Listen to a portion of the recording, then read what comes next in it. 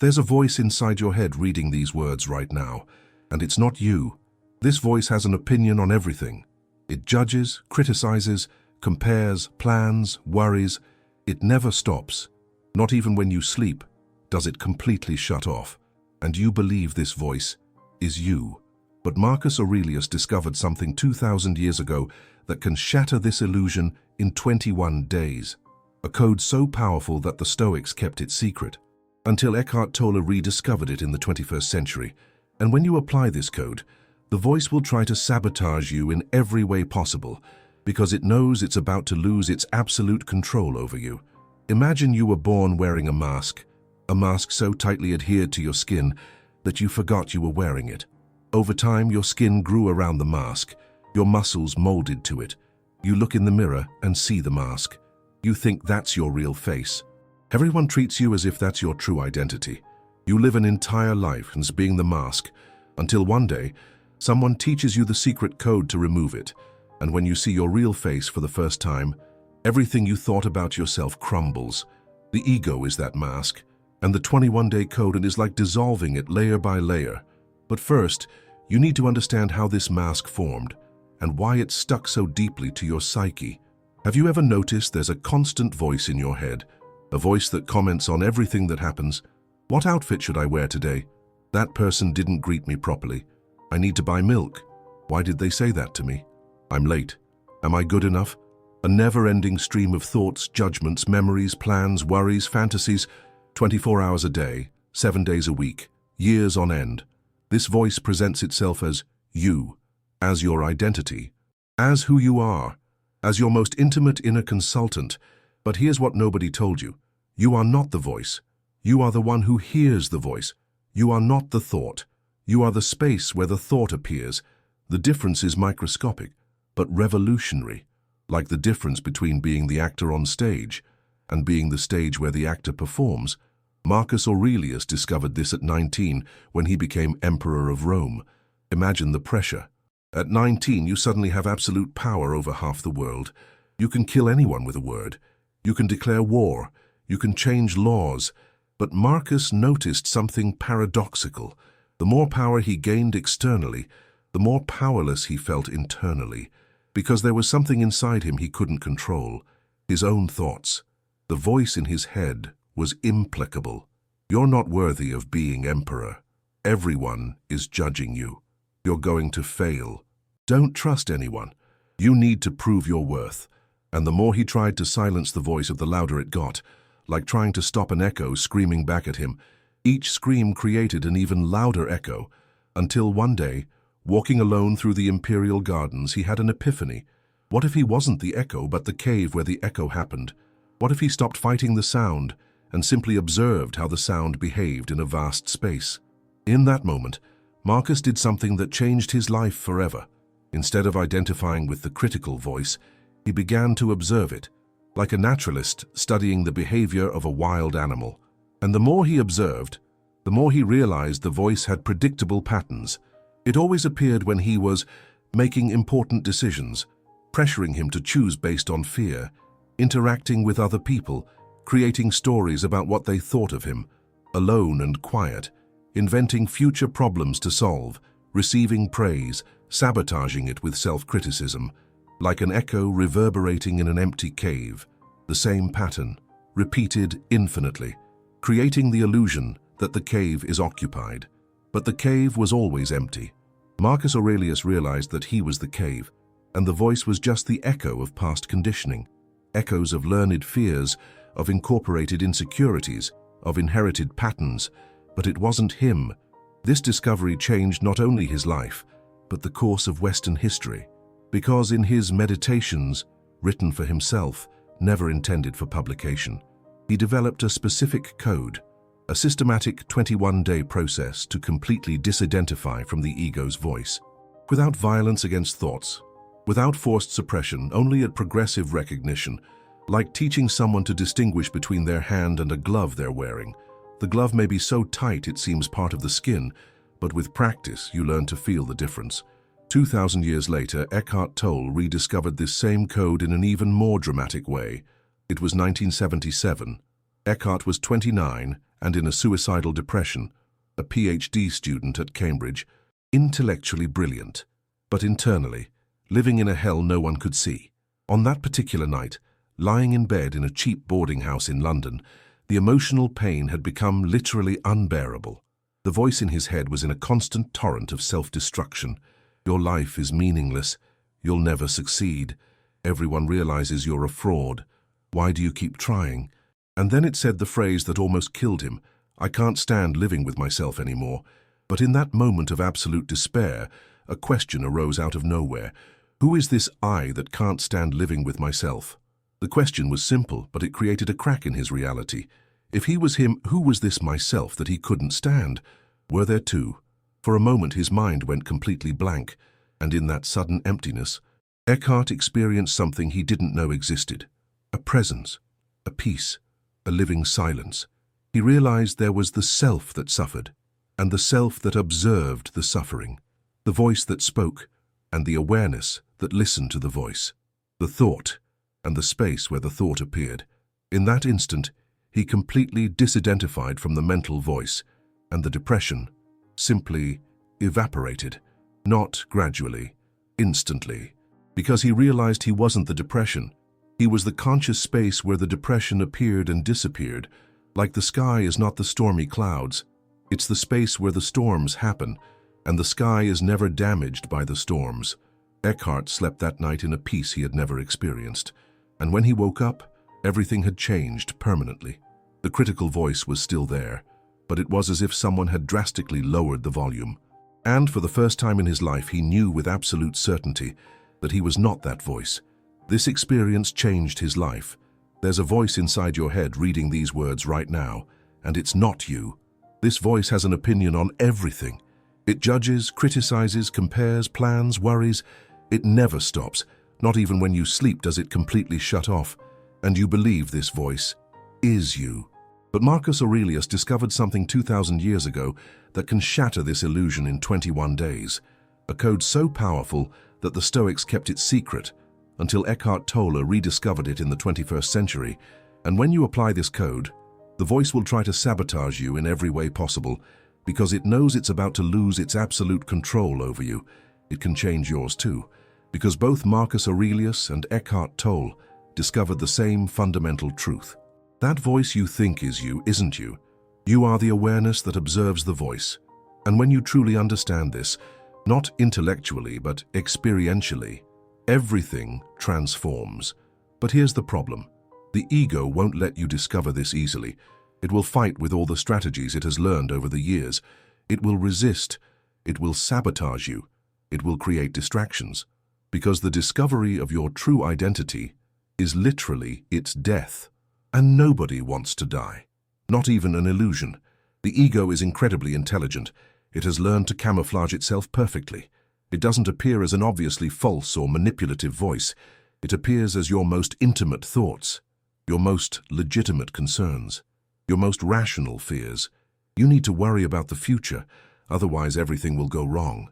You're right to be angry about this unfair situation. You can't trust people. They always disappoint. It sounds like wisdom, like self-preservation, like mature realism, but in reality, it's the mask speaking, and the mask wants to stay glued to your skin, because without it, who would you be? That's the question that terrifies the ego, and that's precisely the question that the 21-day code answers systematically. Days 1 to 7, recognizing the voice. Marcus Aurelius called this first phase initial separation. It's the most delicate period. How to begin distinguishing between you and the mask you've worn for decades. The central technique of this phase is devastatingly simple.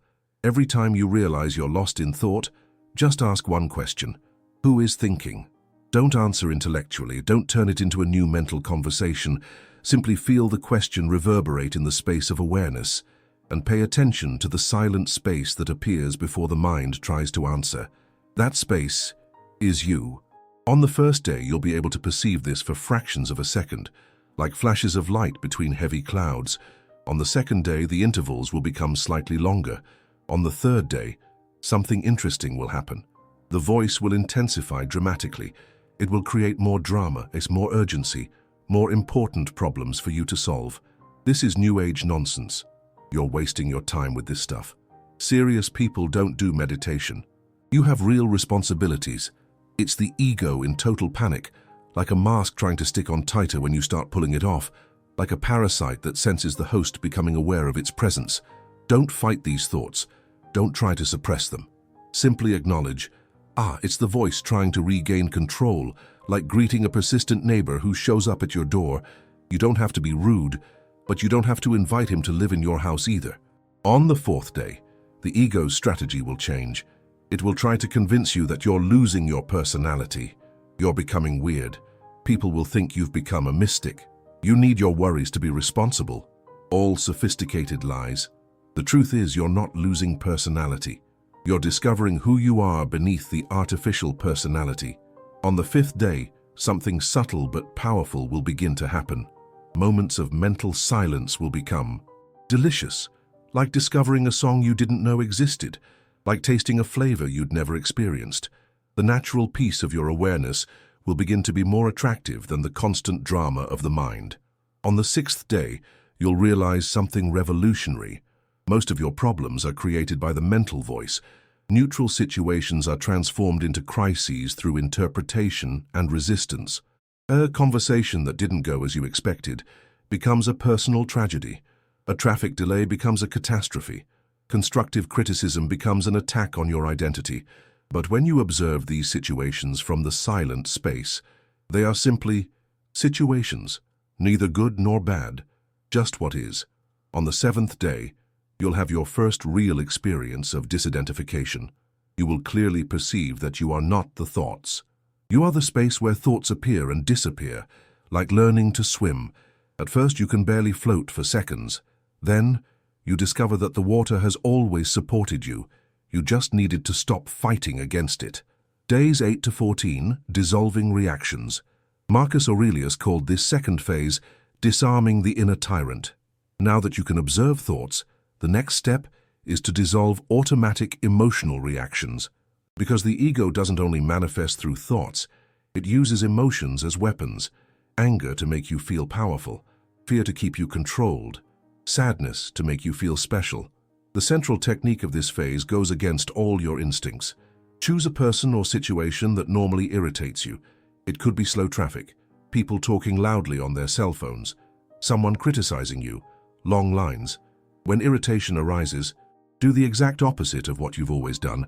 Instead of resisting the irritation, immerse yourself in it. Feel where it is in your body. Usually it's tension in the shoulders, tightness in the chest, heat rising to the head. And then, breathe directly into the sensation, not to remove it, not to cure it, just to accompany it with presence, like observing a wild animal from afar. You don't threaten it, but you don't identify with it either. What happens when you do this? Something almost miraculous, Annette. The emotional reaction loses strength dramatically, because emotional reaction needs resistance to exist. Without resistance, it dissolves on its own, like an echo that stops reverberating when you remove the walls of the cave. On the 8th day, you will discover this experimentally. A situation that would normally make you furious will only cause a slight ripple, like a stone thrown into a deep lake. There are waves on the surface, but the bottom remains calm. On the 9th day, you will begin to notice patterns. The same situations always trigger the same reactions, like buttons programmed into a machine. Someone criticizes you, automatic anger. Something doesn't go as planned, automatic anxiety. Someone doesn't pay you attention, automatic sadness. You will see that these reactions are mechanical. They are not conscious choices. They are programs running automatically. And when you see a program running, you can choose not to run it. On the 10th day, beware. The ego will try a very clever strategy.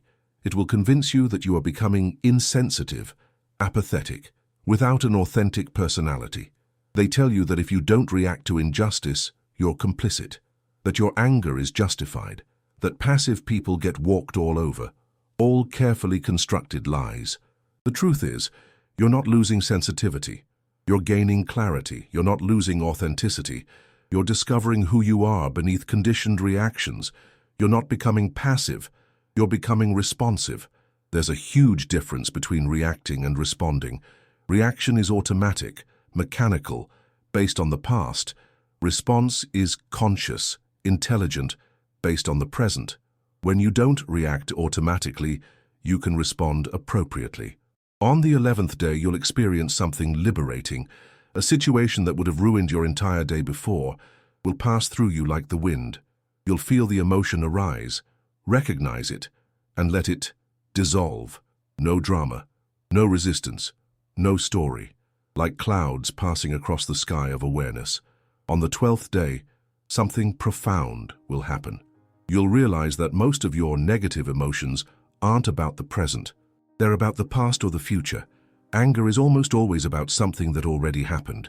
Anxiety is almost always about something that might happen. Sadness is almost always about something you lost or never had. But the present rarely justifies intense emotions. The present simply is. On the 13th day, you'll discover a new capacity, the ability to feel emotions without being overwhelmed by them, like being in the rain without drowning. The emotions can be present, but you remain dry. On the 14th day, you'll have a revolutionary insight. You'll understand that something that cannot be threatened doesn't need to defend itself. And when you recognize yourself as untouchable consciousness, the ego's defenses become unnecessary. Like an ocean that doesn't need to defend itself from the waves. The waves are part of the ocean, not a threat to it. Days 15 to 21. Recognizing the source. Marcus Aurelius called this final phase returning to the inner emperor. Now that you can observe thoughts and dissolve reactions, the deepest discovery remains. Who are you when there are no thoughts? When there are no emotions? When there are no problems to solve? This question terrifies the ego, because the answer is you are everything and nothing at the same time. You are pure consciousness, the space where everything appears, the screen on which the film of life is projected, and this consciousness never was born and never will die, never was hurt, never needed anything, never was incomplete. How to discover this experientially? The central technique of this phase is the simplest and the most difficult. Every morning for 15 minutes, sit in silence, not to meditate, not to relax, not to achieve anything, just to be. And ask yourself, I am what?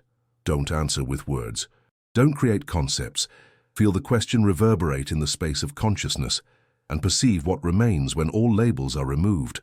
When son, father, mother, professional, American, intelligent, problematic, successful, failure, all of that is taken away. What remains? A presence, an awareness, a peace without a specific object. This is who you are. On the 15th day, you'll have glimpses of this, like flashes of sunlight breaking through dense clouds, moments when you clearly feel that you are far vaster than any personal identity. On the 16th day, something interesting will happen. You'll realize that this consciousness isn't located in your head. It permeates everything and your entire body, the space around you, the air you breathe, as if you were a drop that discovered it was always the ocean. On the 17th day, maximum attention. The ego will try its most dangerous strategy. It will try to appropriate the spiritual discovery itself. How incredible! I'm enlightened. I understood something that other people don't understand. I'm special. I transcended the ego. See the trick? It transformed the transcendence of the ego into a new form of ego. Marcus Aurelius specifically warned about this. Beware of the emperor who prides himself on having no pride. How to avoid this subtle trap? Remember, what you are discovering doesn't belong to you. It's like discovering that the sun shines.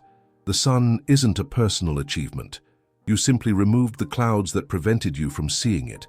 Pure consciousness isn't an ego accomplishment. It's the universal nature of all beings. Some have simply forgotten how to access it, like someone who always had the key to their own house, but forgot where they put it. On the 18th day, you'll experience periods of peace that don't depend on circumstances, a peace that doesn't need a reason, that cannot be threatened by external events, like the silence between musical notes, always present, giving space for the music to exist. On the 19th day, something extraordinary will happen. You'll realize that there was never anything wrong with you. There was never anything to fix, nothing to improve, nothing to achieve. You had simply forgotten who you were beneath all the identifications. Like cleaning the dust off a mirror. The mirror doesn't become reflective. It always was reflective. The dust only obscured its nature. On the 20th day, you'll feel an inexpressible gratitude for the entire journey, including the suffering, because you'll realize that everything, absolutely everything, was conspiring to bring you back home, back to who you always were. On the 21st day, something will happen that Marcus Aurelius described, but few experience. You will wake up, and the mental voice will be almost completely silent, like an old radio with a weak battery. You might still hear some static, but it's so low that it's easy to ignore, and for the first time in adulthood, you'll feel what it's like to live from pure presence. Not from the mind, from presence. Your actions will flow naturally, without internal conflict, without a second voice questioning everything. Like water flowing down a mountain, it doesn't plan the path, it doesn't worry about obstacles, it simply flows, and always finds the most efficient route. You will become that water. But here's what strikes me most about the 21-day code. It doesn't transform you into a different person, it reveals who you always were, beneath the mask, beneath the voice, beneath all the programming. The person you were before you learned to worry, before you learned that you needed to be different, before you learned to resist the present moment, pure, spontaneous, connected with life. Like a child who hasn't yet learned that they should have problems, but with the wisdom of an adult who has already gone through all unnecessary suffering and discovered that it was optional. Marcus Aurelius discovered this truth while ruling the greatest empire in history. Amidst wars, betrayals, and immense responsibilities, Eckhart Tolle discovered it at the height of suicidal depression, at the very bottom of the deepest emotional pit. You can discover this now, regardless of your situation, your age, your current circumstances, because the awareness that you are isn't affected by any of that. It doesn't age, it doesn't get sick, it doesn't have financial problems, it doesn't get divorced. It simply observes all of this appearing and disappearing, like the sky observing the changing seasons. The sky doesn't become autumn when leaves are falling. It doesn't become winter when there's snow. It remains the sky, always present, always vast, always untouched. You are that sky. And when you recognize this, when you truly recognize it, the search ends. Not because you've achieved something new, but because you've remembered something that was always yours. Like waking up from a dream where you were searching for your own home and realizing you were always in it. The 21-day code isn't a technique to improve your life. It's a method to discover that you never needed improvement. You just needed to remove what was obscuring your original nature. But there's something crucial I need to warn you about. You can know all this intellectually and still continue wearing the mask, because mental knowledge isn't direct experience. You can know how to swim perfectly, but still drown if you never get in the water. The code only works if you apply it, and applying it means facing all the resistance of the ego. It means going through the 21 days even when the voice tells you to stop, especially when the voice tells you to stop, because it's precisely in those moments of maximum resistance that the mask is most fragile. It's when it clings most desperately, because it knows it's about to dissolve. Like a person holding onto a branch in a free fall, the more fear of falling and the tighter the grip. But eventually, either you let go of the branch and learn to fly, or the branch breaks on its own. The ego always chooses to break on its own. Because it's made of thoughts and identifications, it has no real substance. And when it breaks, you discover you never needed the branch. You always knew how to fly. You just had forgotten. You had convinced yourself that you were a being that needed to cling to things, when in truth, you are the space where all things appear. And that space doesn't need to cling to anything, because it already contains everything. And remembering this is all the 21-day code does. It helps you remember who you are when you stop pretending to be who you're not. And that remembrance is the freedom you've always sought. Not the freedom to have more things, or to be in a different situation, but the freedom to be exactly as you are and where you are now, without a mask, without constant mental echo, without a false voice commenting on everything, just you, pure, present, perfect as you are, as you always were, as you always will be. And in that recognition, your journey home ends, not because you traveled to some distant place, but because you discovered you never left home. The mask made you believe you were lost, but you were always exactly where you needed to be, being exactly who you always were.